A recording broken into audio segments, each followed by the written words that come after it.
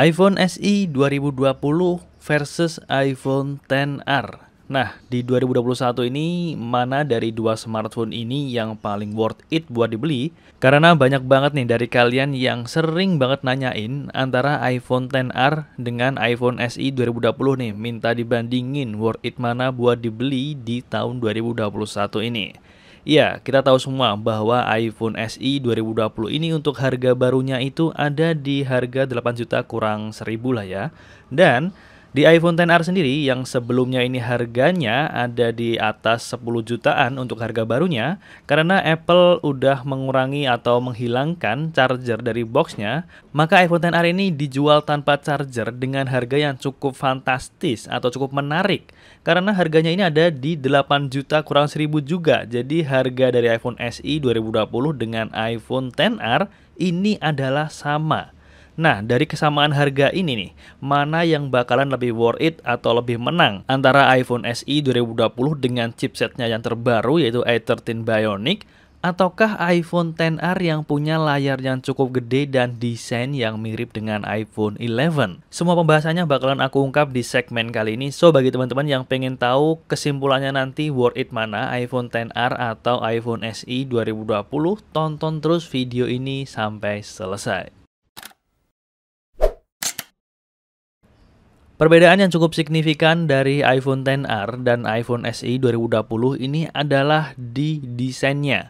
Dari desainnya aja udah kelihatan kalau si iPhone SE 2020 ini dia lebih compact, desainnya lebih kecil dengan ukuran yang lebih ringkas dibandingkan dengan iPhone XR, dan dia masih menggunakan desain iPhone seri lama seperti iPhone 7 atau iPhone 8. Dengan begitu layar yang ada di iPhone SE 2020 dikarenakan juga dia masih menggunakan Touch ID, ini layarnya nggak full kayak di iPhone XR yang dia 6,1 inch, sementara di iPhone SE 2020 ini dia layarnya cuma 4,7 inch. Nah, ini jadi salah satu pertimbangan bagi teman-teman. Desain ini memiliki peran penting untuk mempengaruhi pertimbangan kalian. Jika kalian mementingkan desain yang ringkas tapi dengan performa yang cukup menarik karena iPhone SE 2020 ini dibekali dengan chipset yang sama dengan iPhone 11 yaitu A13 Bionic, maka kalian mungkin bisa memilih iPhone SE 2020.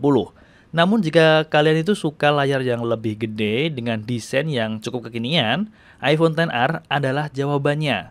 Meskipun chipsetnya itu di bawah A13 Bionic, yaitu A12 Bionic, tapi dia tetap masih lumayan kenceng di tahun 2021 ini. Jadi jangan berpikir kalau iPhone XR ini speknya ini receh, enggak. Dia ini punya spek yang cukup tinggi juga. Jadi kalau misalnya teman-teman pengen yang layarnya gede, ya ambil iPhone XR dengan harga yang sama. Nah, kalau misalnya teman-teman pengen spesifikasi yang agak lebih tinggi dibandingkan iPhone XR dengan konsekuensi layarnya lebih kecil dan dia masih pakai Touch ID, nah kalian bisa ambil iPhone SE 2020.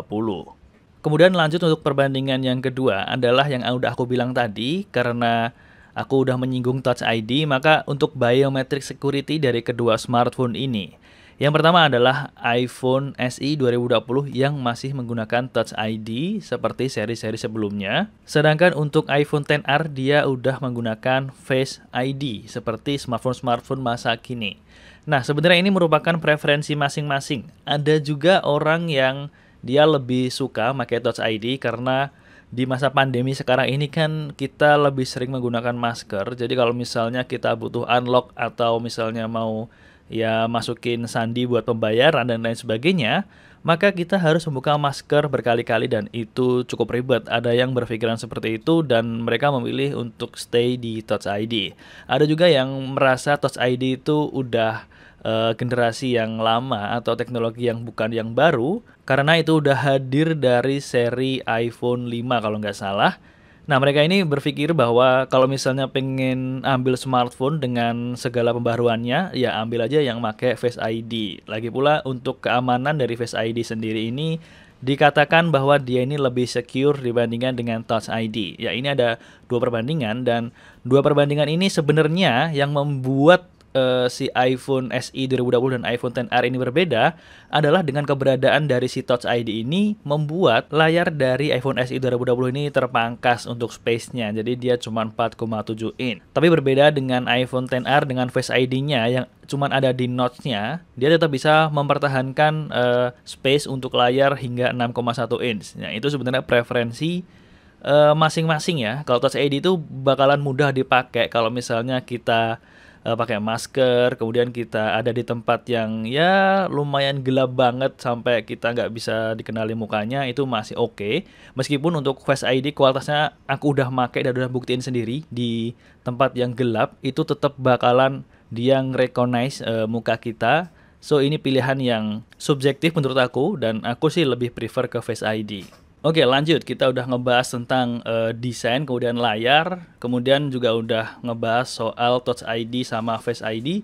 Sekarang kita ngomongin soal baterai sama performanya.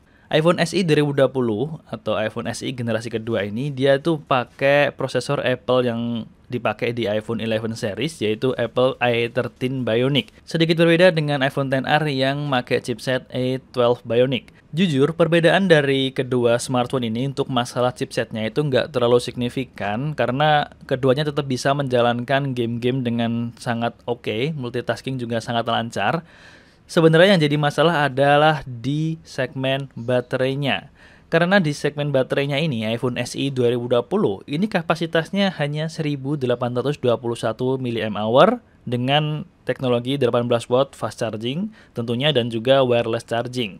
Nah, ini yang membedakan karena ketika aku gunakan iPhone SE 2020 ini di penggunaan normal, kalau dibandingkan dengan iPhone XR yang memiliki kapasitas baterai 2942 mAh, jelas iPhone SE 2020 ini kalah jauh dibandingkan iPhone XR. Jadi untuk baterai dan performa, si iPhone XR dan iPhone SE 2020 ini untuk chipsetnya dia beda tipis, sedangkan untuk baterainya dia tertimpang jauh.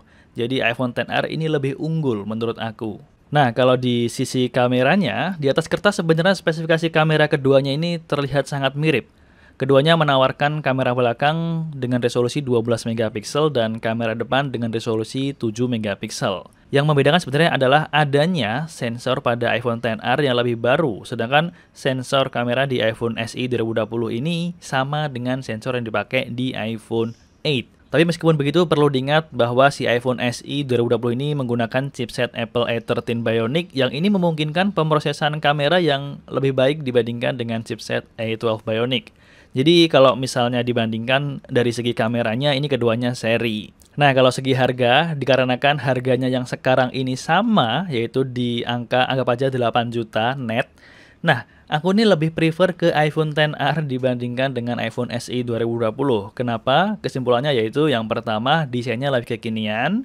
Kemudian dia menggunakan Face ID, which is ini yang prefer aku banget dibandingkan dengan Touch ID. Karena adanya Touch ID ini dia memangkas space dari layar. Jadi HP-nya ini nggak kayak HP-HP masa kini.